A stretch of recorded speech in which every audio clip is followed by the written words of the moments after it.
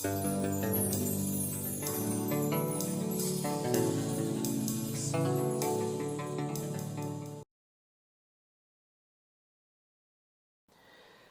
ابن ولد منفس قدوس حدا أملاك آمين እግዚአብሔር አምላኽና ነዚ መደብና ብዝግባ ንኽንፈጽም ዝሕግዘና ዘሎ እናመስገና እቲ ጀሚርናዮ ዘለና ትምህርትና ሎማ ዓንድኻ መቐፀልታ ክንገብር ኢና ኣብዛ ሓለፈ ትምህርቲ ሓፈሻዊ ብዛዕባ ቴዎሎጂ ኦፍ ዘ ባዲ እንታይ ምዃኑ ክፋልናቱ ርእሰ ሊቃነ ጳጳሳት ነቲ ትምህርቲ ስለምንታይ ከም ዝመሃርዎ ንምንታይ ዕላማ ከም ዝኾነ ርኢና ማለት እዩ ሎማ ዓንቲ እንርእዮ ኣርእስቲ እቲ ዝሓለፈ ከም ሕቶ መልክዕ ከነስተንትነሉ ዝተዋሃበና ስጋናሲ ቅዱስ ዲ ርኹስ ኣብ ስጋና ከም ድላይና ክንገብር መሰል ኣለና ዶ የብልናን ዝብል ሕቶ ክንምልስ ከነስተንትን ኢና ናይ ሎማ ዓንቲ ትምህርትና ስለዚ ብሓፈሻ ክርስትና ንሰብነት ወይ ንስጋ ይነጽጎ ድዩ ኣይነጽጎን ዝብል ሕቶ ክንምልስ ክንፍትን ኢና ብዙሓት ሰባት ብዛዕባ ሰብነት ወዲ ሰብ ምዝራብ ኣየድልን ዝብሉ ኣለዉ ብፍላይ ኣብ ሕብረተሰብና ስጋ ከም ርኹስን ናብ ሓጢያት ዝመርሕን ኮይኑ በዚ መሰረት ብጾምን ተጋድሎን ክቕጻዕ ዘለዎ ዝብል ኣራዳድኣ ኣሎ ብሓፈሻ ኣብ ሕብረተሰብና ስጋ ርኹስ እዩ ዝብል ኣሎ ብኡ መሰረት ብጾምን ብጸሎትን ብተጋድሎን ጌርና ክንቀጽዖ ኣለና ዝብል ርድኢትን ኣተሓሳስባን ኣሎ ብኡ መሰረት እውን እቲ ብስጋና እንገብሮ ኩሉ ከም ርኹስ ነገር ንቆጽሮ ንኣብነት ስጋ ርኹስ እንድሕር ኮይኑ ጾታዊ ርክቡን ርኹስ ከም ዝኾነ ዝብል ርድኢትን ኣተሓሳስባን ኣብ ሕብረተሰብና እንርእዮ ማለት እዩ ከመይ ስጋ ሓደ ካብቶም ጸላእቲ ክርስትና ኮይኑ ብመንፈስ ከይንዓቢ ዝኽልክለና እዩ ዝብል ሓሳባት ወይ ርድኢት ስለ ዘሎ ማለት እዩ እሱ ኣቦትኡ እንከሎ ግና ብሓቂ ስጋ ርኹስ ድዩ ቅዱስ እዩ ዝብል ሕቶ ግን ክንምልሶ ዘለና እዩ ብርግጽ መንፈስ ካብ ስጋ ቀዳምነት ኣለዎ እዚ ዘይከሓት ትምህርቲ ናይ ቤተክርስቲያን እዩ የግዳ ከምቲ መዝገበ ሃይማኖት ኣብ 1146 ዝብለና ወዲ ሰብ ብስጋን መንፈስን ወይ ነፍስን ዝቆመ ስለ ዝኾነ ንመንፈሳዊ ህልው ነገራት ብግዙፍ ትእምርታትን ኣምሳላትን ገቢሩ ከስተውዕሎን ክገልጾን ልማዱ ይብለና ስለዚ ወዲ ሰብ ብስጋን መንፈስን ዝቆመ ስለ ዝኾነ ነቲ መንፈሳዊ ነገራት ብግዳማዊ ብስጋዊ ወይ በአካሉ ክገልጾ በትምህርትን በአምሳላትን ገይሩ ክገልጾ ግን ልማድ ኣለዎ ይብለና ስለዚ መንፈሳዊ ጥራይ ስለ ዘይኮነ እቲ ስጋውን ወይ እቲ አካሊ ወይ እቲ ብግዳማዊ ነገር እንገብሮውን ናቱ ተራን ናቱ ቦታ ከም ዘለዎን ይምህረና ማለት እዩ ብዙሓት ክርስቲያን መንፈስ ጽቡቕ ስጋ ግን ርኹስ እዩ ዝብል ርድኢት ኣለዎም መንፈስ ጽቡቕ እዩ ወይ ሰናዩ ስጋ ግን ርኹስ እዩ ካብ ዝብል ናይ ስጋ ነገር ዘበለ ኩሉ ከም ክፉእ ከም ሓጢያት ቆፂርና ኣብቲ ናይ መንፈስ ጥራይ ምድሃብን ናይ መንፈስ ነገራት ጥራይ ኣተክሮም ምግባርን ኣለና ማለት እዩ እዚ ግን ብመሰረቱ ሓቀኛ ናይ ክርስትና ኣረዳድኣ ኣይኮነን እኳ ደኣ ስጋ ርኹስ እዩ ዝብል ርድኢት መናፍቕነት እዩ ኣብ ቤተ ክርስቲያን ኣብ ታሪኽ ቤተ ክርስቲያን ኣብ ሳልሳይ ክፍለ ዘመን ሓደ ማነ ዝበሃል ሰብ ዘበገሶ ማኒኬይዝም ዝበሃል መናፍቕነት ተላዒሉ ነይሩ እዚ ትምህርቲ ኩሉ ምስ ነገራት ዝተሓሓዝ ዘበለ ምንጪ ናይ ክፍኣት እዩ ስለዚ ክኹነን ኣለዎ ብምባል ንሰብነት ንጾታዊ ርክብ ክውገድ ኣለዎ ኢሉ ወላውን ቃል ኪዳን ከም ርኹስ ነገር ከም ዝኾነ ክምህር ጀሚሩ ኣብ ሳልሳይ ክፍለ ዘመን እዚ ናይ መንፈሳዊ ነገር ጥራይ ከነድህባልና እምበር ዝጭበጥ ዘበለ ማተር ዘበለ ነገር ዘበለ ኩሉ ርኹስ እዩ ምስኡ ዝተሓሓዝካ ኩሉ ርኹስ እዩ ካብ ዝብል ሓሳባት እዚ ማነ ዝበሃል ሰብ ንሰብነት ንጾታዊ ርክብ እንኮላይ ንቃል ኪዳን ከም ሓደ ርኹስ ነገር ገይሩ ክምህር ጀሚሩ ማለት እዩ ንሕና ከም ክርስቲያን ኣምላኽ ብጣዕሚ ጽቡቕ ከም ዝፈጠሮ ንኣምን ኣብ ዘፍጥረት 1:31 ንረኽቦ ሰብ ምስ ፈጠረ እግዚአብሔር ኣምላኽ ኣብቶም ካልኦት ጽቡቕ ክብል ጸኒሑ ኣብ ሰብ ምስ በጽሐ ግን ብጣዕሚ ጽቡቕ ኣዝዩ ጽቡቕ ነበረ ይብለና ርእሰ ሊቃነ ጳጳሳት ምስ እዚ ብምትሓሓዝ ከምዚ ይብሉ ማኒካውያን ጸረ ክብሪ ሰብነት ሰብ እንተምሂሮም ክርስትናኻ ወላ እኳ ከምቲ ዘዕግብ ኣይኹን ክብሩ ይምህር ይብሉ ማኒካውያን ነቲ ስጋ ርኹስ እዩ ናይ ጾታው ርክብ ናይ ቃል ኪዳን ዘበለ ኩሉ ናይ ሓጢያት ተግባርዩ ናይ ርኹስ ኢሎም ክምህሩ እንከለው ክርስትና ግን ወላካ ከምቲ ዝድለ ኣይኹን ስጋ ቅዱስ ከም ዝኾነ ክቡር ከም ዝኾነ እግዚአብሔር አምላኽ በሐቂ ተመሲጡ ተአኒኑ ከም ዝፈጠሮ ዝነግረና ከም ዝኾነ ይነግሩና ማለት እዩ بخاله الزراربا مانيكاويان سجا كفو يقبلون كلو كرسنا دم عزيز صبو أقوادا كم بزحو زي نخيليو يبلو مالتهم سلازي صبو ترايزي كونه كن ردون كم بزحون أتي كبر ناي سبنت ناي ود السب أتي زي أبيهر أملاق بحق تمسيت وزفت أرا كبر ود السب سبنت ناي ود السب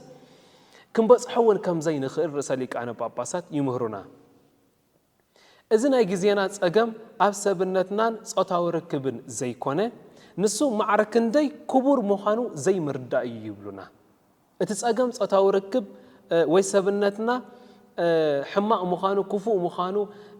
يتباهيلو زمهار زلو ويزقبر زلو رديتنا اتحساسبان او يكون اتساقم زلو اتساقم بمسرتو ازي صوتاو ركب يخون سبنتنا يودسب معركندي كبر كم زخونه زي مرداء زمصوي معركندي كبر مخانو كاب زي مرداء زمصو نتي كبر زنص ابارق تكبار دما كنبر አይርከብን ዘሎ ማለት እዩ ንሕና ደቂ ሰባት ነፍስና ጥራይ ዘይኮነ ስጋናውን ክድሕን ዘለዎ ቅዱስ ህያብ አምላኽ ምዃኑ ክንአምን ኣለና ምክንያቱ እግዚአብሔር አምላኽ ክፈጥር እንከሎ ነፍስን በይና ኣይኮነን ፈጢሩ ስጋን ነፍስን ገይሩ እዩ ፈጢርና ስለዚ እታ ነፍስና ጥራይ ዘይኮነ ስጋናውን ክድሕን ከም ዘለዋ ቅዱስ ህያብ እግዚአብሔር ከም ዝኾነها ክንአምን ክንክእል ኣለና እግዚአብሔር አምላኽ كم هي بذهبنا بقدسنا كنبرو بحضرا ونزتوهبنا ومخانون كردا كنكل علونا هي بእግዚአብሔር ተቆይኑ ነቲ بقدسنا ዝተوهبنا هي بእግዚአብሔር كم تእግዚአብሔር ዝደልዮ ክቡር ነገር ገርና ድማ ክንሕዞ ይግባአና ማለት እዩ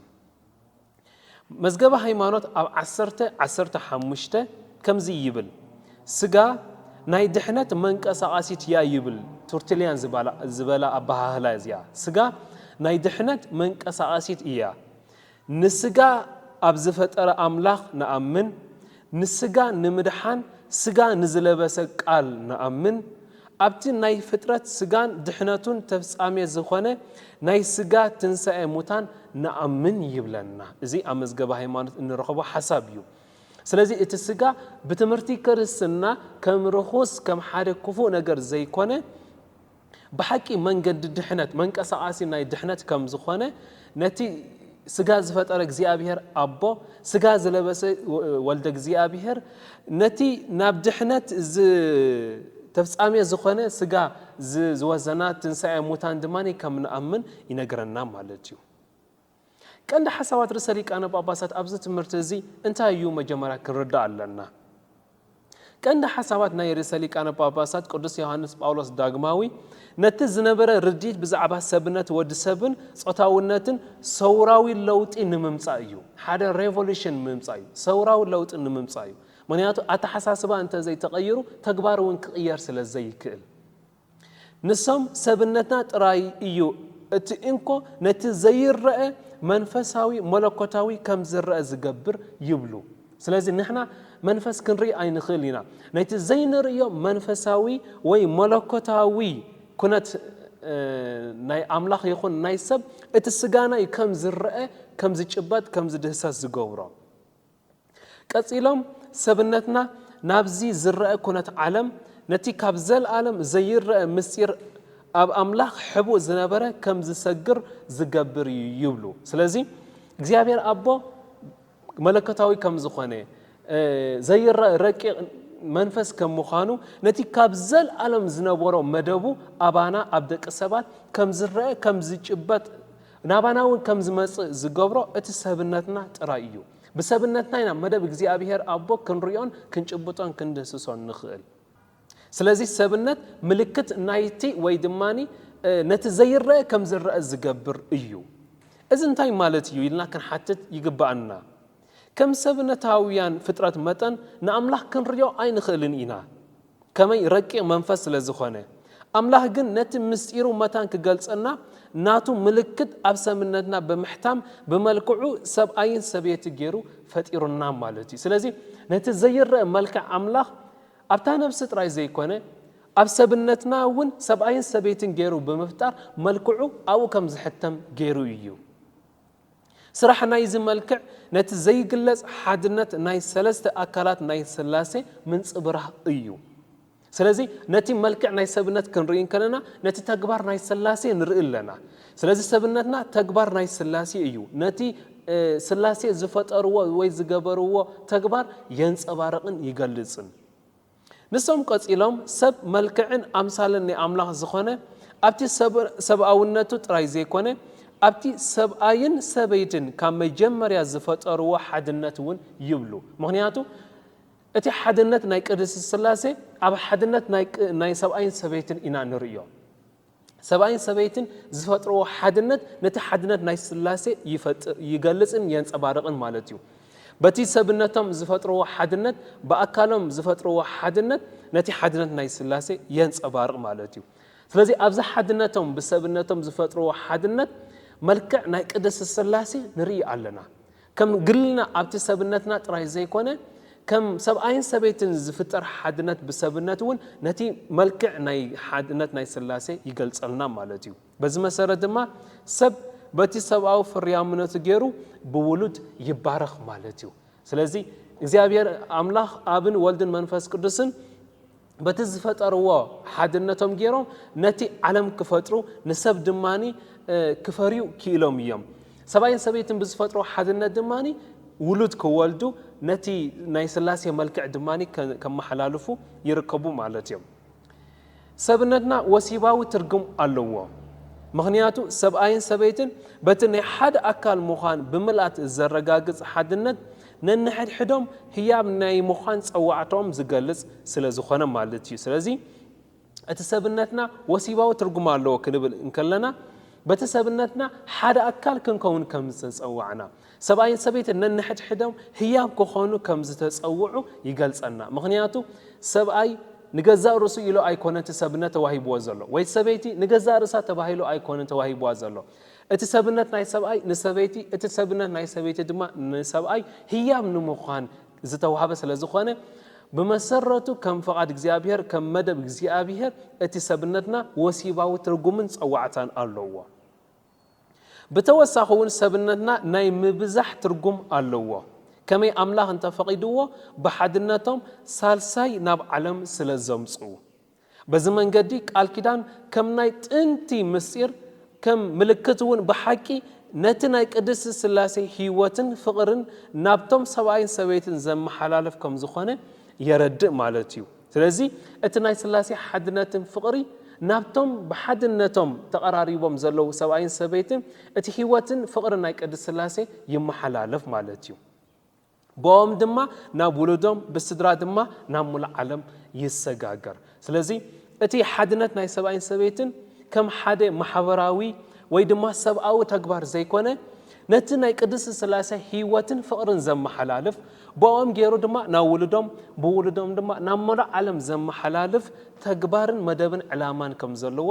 ክንርዳእ ይሕግዘና ስለዚ ኣብዚ ናይ ሎማ ዓንቲ ዝረኣናዮ ትምህርቲ ብሓፈሻ እቲ ሰብነትና ወይ እቲ ስጋና ቅዱስ ከም ዝኾነ እግዚአብሔር ኣምላኽ ድማ ብቅድስና ከም ዝፈጠሮ ኣዝዩ ድማ ከም ዝተደነቀሉ ናብ ቅድስና ድማ ከም ዝፀውዖ ርኢና ኣለና ማለት እዩ ብሰብነትና እንፍጽሞ ኩሉ ተግባር ድማ ብኡ መሰረት ቅዱስ ክኸውን እዩ ስለዚ እቲ ስጋ ቅዱስ ተኮይኑ ጾታዊ ርክቡን ቅዱስ ክኸውን እዩ ቃል ኪዳናዊ ህይወቱን ቅዱስ ክኸውን እዩ እቲ ኩሉ ብሰብነት ዝግበር ተግባር ድማ ናብ ቅድስናን ናይ ቅድስና እንደኣምበሪ ናይ ሓጢያትን ናይ ርክሰትን ከም ዘይኮነ ክርዳእ ይሕግዘና ማለት እዩ ስለዚ ናይ ሎማ ዓንቲ ትምህርቲ ቅድሚ ምዝዛምና ኣብ ዝመጽእ ዘሎ እንርእዮ ትምህርቲ ከነሰንትኖም ክንሓቶ ዝወሃበና ሕቶታት ከነመሓላልፍ ማለት እዩ መጀመርያ ሰብ ማለት እንታይ ማለት እዩ እዚ ኣብ ዝመጽእ ዘሎ ትምህርትና ዝያዳ ከነሰንትኖ ዘለና ሰብ ማለት እንታይ ማለት እዩ ሰብ ካብ ካልኦት ፍጥረት ዝፈልዮ እንታይ እዩ ወይ ድማ ንሰብ ሰብ ዘብሎ እንታይ እዩ ሓደ ሰብ ብኸመይ ሙሉእ ይኸውን ወይ ድማ ምልኣት ህይወት ከሰማቕር ይኽእል እዚ ክንሓቶን ዝያዳ ከነሰንትኖ ዘለና ሰብ እንታይ ምዃኑ ወይ ሰብ ማለት እንታይ ማለት ክሳብ ዘይተረዳእና ተግባር ናይ ሰብ እውን ክንርዶን በትቁኑዕ መንገድን ክንገብሮ ስለ ዘይንኽእል ብዘይካ ዝውን ናጽነት ማለት እንታይ ማለት እዩ أملاخ سلامنتاي قدم سبأي فتيرو بزحوان تحتت حتوها زيايا قدم سبأي فتيرو دحر سبيتي فتيرو سلازي سلامنتاي زي أبير مجمريا سبأي فتيرو زبل حتتات عبز مسزلو زيادة كنسنتين هنا كساب شعود ماك زي أبير أملاخ عبز الزلنايو بتصقو يسنينا